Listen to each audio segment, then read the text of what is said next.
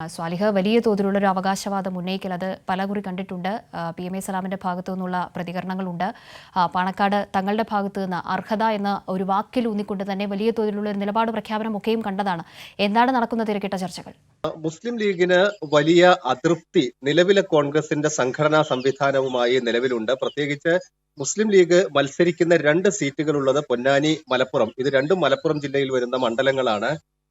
ഈ ജില്ലയിൽ കോൺഗ്രസിന്റെ സംഘടന വളരെ ദുർബലമായിരിക്കുകയാണ്. ഗ്രൂപ്പ് തർക്കങ്ങളും പ്രത്യേകിച്ച് എ ഗ്രൂപ്പിന് വലിയ സ്വാധീനമുള്ള സ്ഥലമാണിത്. എ ഗ്രൂപ്പ് നയിക്കുന്നതാവട്ടെ ജില്ലയിലെ ആര്യാടൻ ഷൗക്കത്താണ്. ഈ ആര്യാടൻ ഷൗക്കത്തുമായി ഇടഞ്ഞു നിൽക്കുന്നു. കഴിഞ്ഞ മണ്ഡലം പ്രസിഡന്റ് തെരഞ്ഞെടുപ്പുമായി ബന്ധപ്പെട്ട് തുടങ്ങിയ പ്രശ്നങ്ങൾ ഇപ്പോഴും പരിഹരിക്കപ്പെടാതെ നിൽക്കുകയാണ്. ഇങ്ങനെ തെരഞ്ഞെടുപ്പിലേക്ക് പോയാൽ അത് വലിയ തിരിച്ചടി ഉണ്ടാക്കുമെന്നാണ് മുസ്ലിം ലീഗ് ആശങ്കപ്പെടുന്നത്. ഇത് നേതൃത്വത്തോട് ഇക്കാര്യം നേരിട്ട് തന്നെ അറിയിക്കുകയും ചെയ്തിട്ടുണ്ട് മുസ്ലിം ലീഗ് നേതൃത്വം.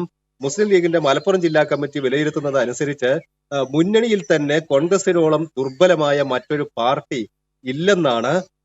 ഈ UDFന്റെ വലിയ സ്റ്റാർ മണ്ഡലങ്ങളിലൊന്നായ വയനാട് മണ്ഡലത്തിലെ 3 നിയമസഭാ മണ്ഡലങ്ങൾ, ഏറനാട്, വണ്ടൂര്, നിലമ്പൂര് തുടങ്ങി 3 മണ്ഡലങ്ങൾ വരുന്നത് മലപ്പുറം ജില്ലയിലാണ്. ഈ വയനാട് സീറ്റ് മുസ്ലിം ലീഗിന് നേരത്തെ നിർബൻ സൂചിപ്പിച്ചതുപോലെ കണ്ണുള്ള മണ്ഡലം കൂടിയാണ്.